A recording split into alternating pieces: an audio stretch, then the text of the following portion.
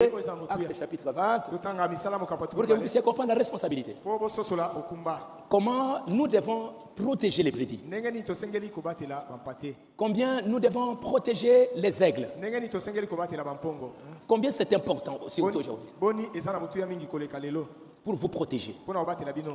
Il faut que le pasteur aigle protège les brebis aigles. Sinon, ils vont tous mourir. Allons-y, lisons Acte 20. Acte chapitre 20, verset 26 jusqu'au verset 31. Allons-y. C'est pourquoi je vous déclare aujourd'hui que je suis pur du sang de vous tous, car je vous ai annoncé tous les conseils de Dieu sans en rien cacher. Prenez donc garde à vous-même et à tous les troupeaux sur lesquels le Saint-Esprit vous a établi évêque, pour paître l'église du Seigneur qui s'est acquise par son propre sang. Je sais qu'il s'introduira parmi vous, après mon départ, des loups cruels qui n'épargneront pas les troupeaux, et qu'il s'élèvera du milieu de vous des hommes qui enseigneront des choses pernicieuses pour entraîner les disciples après eux. Veillez donc, vous souvenant que, durant 3 années, je n'ai cessé nuit et jour d'exhorter avec larmes chacun de vous.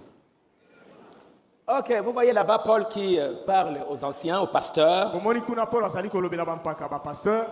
pour pouvoir protéger les brebis. Prenez donc garde à vous-même. Prenez garde à vous-même. Vous-même, vous devez faire attention. Prenez garde à vous-même et à tous les troupeaux sur lesquels le Saint-Esprit vous a établi évêque. Pour paître l'église de Dieu qui s'est acquise par son propre sang.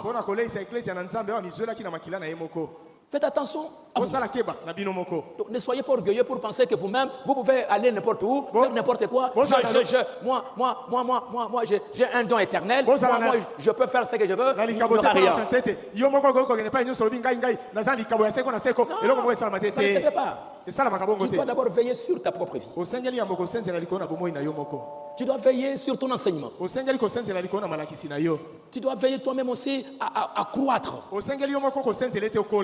Avoir des ambitions en tant que pasteur, en tant que ministre, de grandir. Grandir aussi. Quand toi tu grandis, l'église grandit aussi. Quand toi tu ne grandis pas, l'église ne grandira pas. L'église va commencer à tourner tout autour. Veille sur toi-même. C'est ce que Paul dit à Timothée.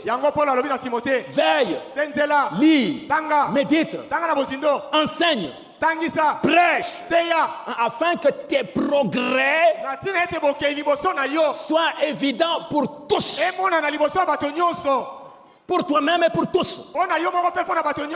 Et veille sur le troupeau sur lesquels le Saint-Esprit vous a établi surveillant. Pourquoi vous devez veiller? Parce que il s'introduira après mon départ des loups cruels qui n'épargneront pas le troupeau. Des loups cruels.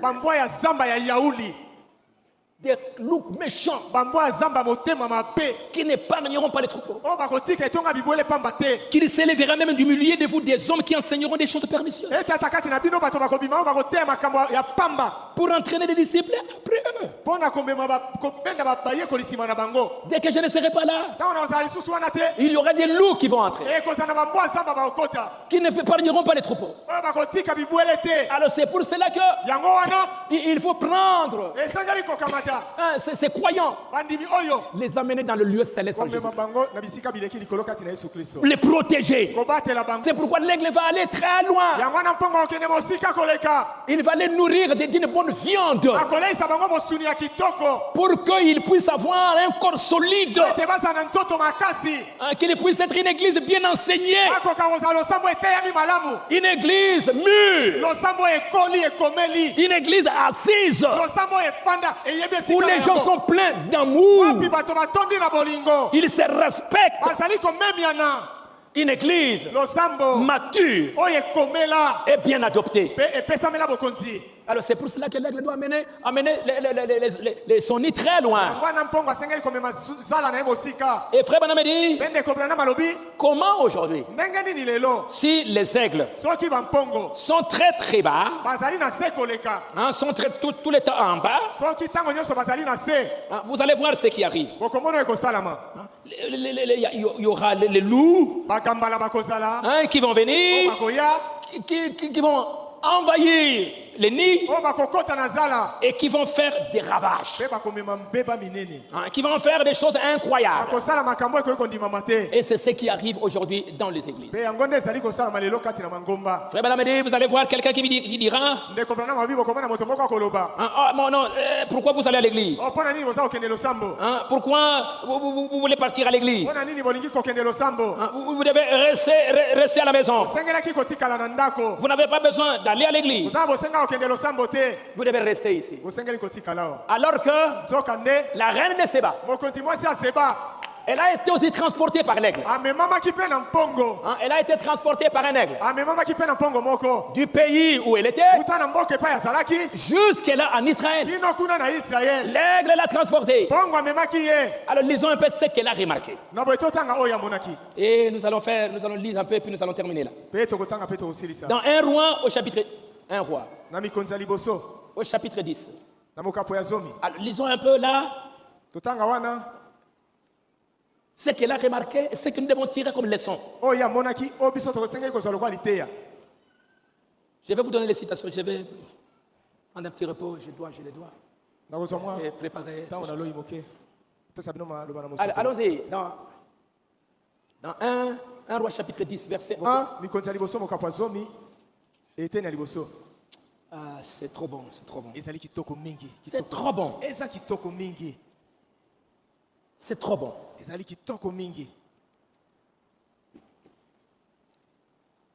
J'ai pris que Dieu vous donne les ailes. Il faut. Allez, allons-y. La reine de Séba a pris la renommée que possédait Salomon à la gloire de l'Éternel et elle vint pour l'éprouver par des énigmes. Elle arriva à Jérusalem avec une suite fort nombreuse et avec des chameaux portant des aromates, de l'or en très grande quantité et des pierres précieuses. Elle se rendit auprès de Salomon et elle lui dit tout ce qu'elle avait dans le cœur. Salomon répondit à toutes ces questions et il n'y eut rien que le roi ne sût lui expliquer. La reine de Séba vit toute la sagesse de Salomon et la maison qu'il avait bâtie, et les mets de sa table, et la demeure de ses serviteurs, et les fonctions et les vêtements de ceux qui le servaient, et ses échansons et ses holocaustes qu'il offrait dans la maison de l'Éternel. Hors d'elle-même, elle dit au roi, « C'était donc vrai ce que j'ai appris dans mon pays au sujet de ta position et de ta sagesse.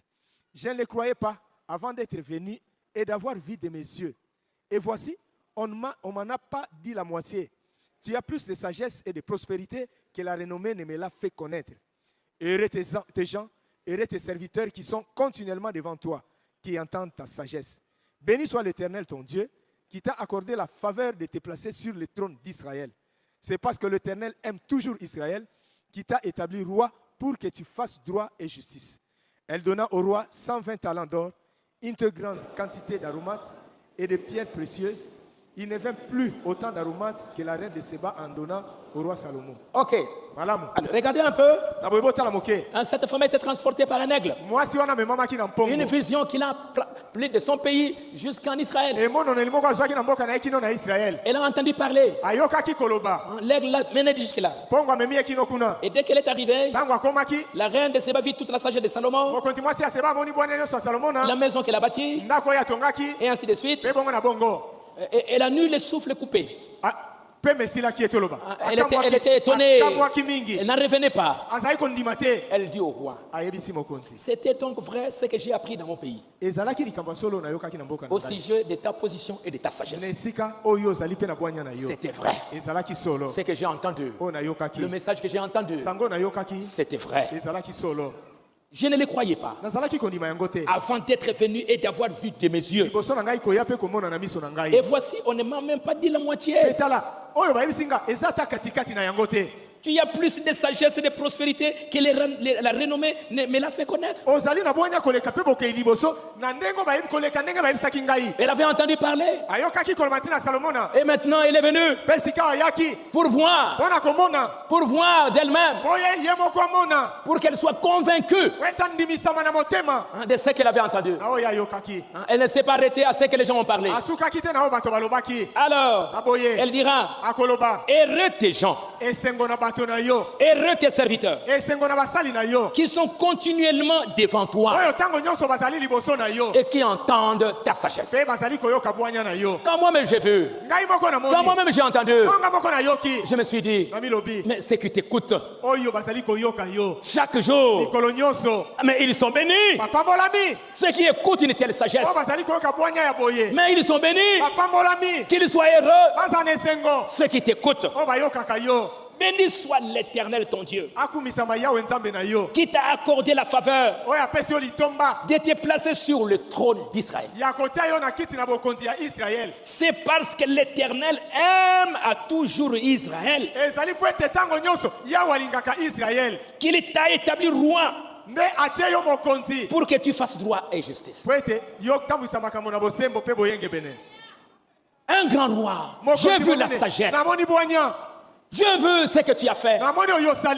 Béni soit l'Éternel qui t'a établi comme roi. Et surtout, c'est parce qu'il aime Israël. C'est pourquoi il a donné à Israël un roi comme toi. Un si grand don qui a épaté le monde. Dieu pouvait donner ses dons à quelqu'un d'autre.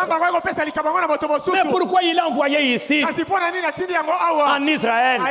C'est parce que Dieu aime Israël qu'il a donné un tel don. Regardez que c'est une femme qui vient de loin, qui a cette révélation, qui voit que si ces dons, si ces ministères est si glorieux comme ça, c'est parce que Dieu aime ce peuple. C'est pour cela, comme il aime ces gens, c'est pourquoi il leur a donné un grand don. Est-ce que vous comprenez ça? Et Jésus dira, il y a ici plus que Salomon. Branham dira, ici il y a ici plus que Salomon. Un prophète, un grand prophète. Dieu vous donne un grand don. Dieu vous donne un grand prophète que le monde entier a vu. Des grands miracles, le discernement, des grandes choses que les autres n'ont pas vu, les dénominations n'ont pas vu. Mais vous, vous aviez vu. Pourquoi vous aviez vu? Parce que Dieu t'aime. Est-ce que vous comprenez ça? Pourquoi Dieu a donné Moïse aux enfants d'Israël? Parce qu'il aime Israël. Il va leur donner un grand prophète. Il va leur donner la Bible. Il va leur donner la manne. Il va leur donner la viande. Pourquoi Dieu l'a fait? Parce qu'il aimait Israël. Il va leur donner Salomon. Parce que Dieu aime Israël. Si Dieu t'aime, la meilleure chose qu'il va te donner, il va t'envoyer un don, un ministère. Alors, frère Baramedi, au temps de Salomon, ils aimaient les dons.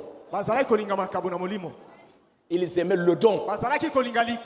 Pourquoi ils ont aimé Salomon? C'était un millénium pour eux. Ils se sont mis ensemble autour de ces grands ministères. Ils se sont mis ensemble autour de ces dons pour le soutenir.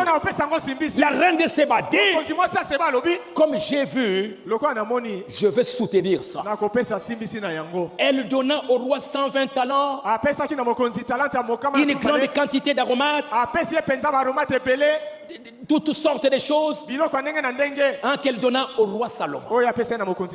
Comme c'était un grand don, un grand ministère, qui était la manifestation de l'amour de Dieu. Branham me dit dans la parole parlée, le seul moyen pour vous de servir Dieu, c'est de recevoir un serviteur envoyé de Dieu. Et aujourd'hui, Dieu nous a envoyé un serviteur.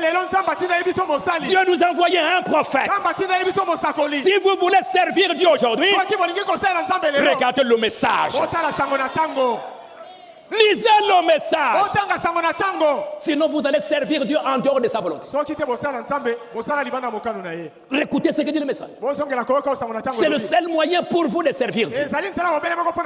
Jésus a dit, si vous recevez un prophète en sa qualité de prophète, vous recevrez la récompense d'un prophète.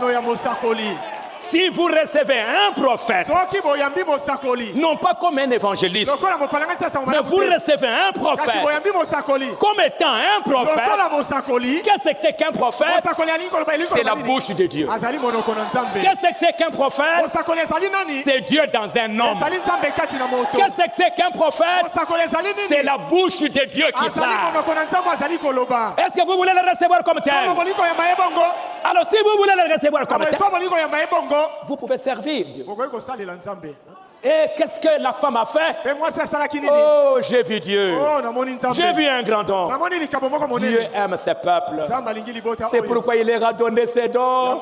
S'il n'aimait pas Israël, il n'allait pas leur donner ça. Dieu m'aime parce qu'il m'a donné un prophète. Un grand prophète. Il m'a donné un grand message. Dieu me parle. Même si je n'entends pas les voix. Même si je ne vois pas les visions. Mais déjà quand je lis le message, c'est Dieu qui me parle. Je supporterai cela. Si je vois que c'est la vérité, je donnerai mes dons. Moi aussi. Et c'est ce que Frère Branham dit. Et la femme a dit, si je vois que c'est la vérité. La reine de Séba, lorsqu'elle était prête à y aller, elle s'est approchée de Salomon et elle a dit, tout ce que j'avais entendu, frère, c'est plus que ce que j'ai entendu. C'est entièrement la vérité. Maintenant, je vais soutenir cela. Elle a déversé de la cinnamon, elle a des épices, des riches trésors, tout comme vous aussi vous l'auriez fait lorsque vous dites, si c'est la vérité, je veux avoir cela. Et alors, vous déversez tous les trésors que vous possédez. Tout votre cœur, toute votre âme, tout votre amour, toute votre dévotion, toutes vos pensées, tous vos cantiques, tout ce que vous avez, donnez-les à Christ. S'il est vraiment le Fils de Dieu, s'il est ressuscité des morts, soutenez cela avec tout ce que vous êtes. Soutenez afin que vous deveniez tellement salés que les gens de votre communauté diront, s'il y a quelqu'un qui a été changé, c'est ses frères. Si jamais, voilà ce que l'Église, ce n'est pas parce que vous pouvez discuter sur des points, ça ne signifie rien. C'est votre vie qui prouve ce que vous êtes. Je suis allé, j'ai entendu, j'ai vu que c'est la vérité. Et si c'est la vérité, c'est Dieu. Si c'est Dieu, je vais soutenir cela avec tout ce que j'ai.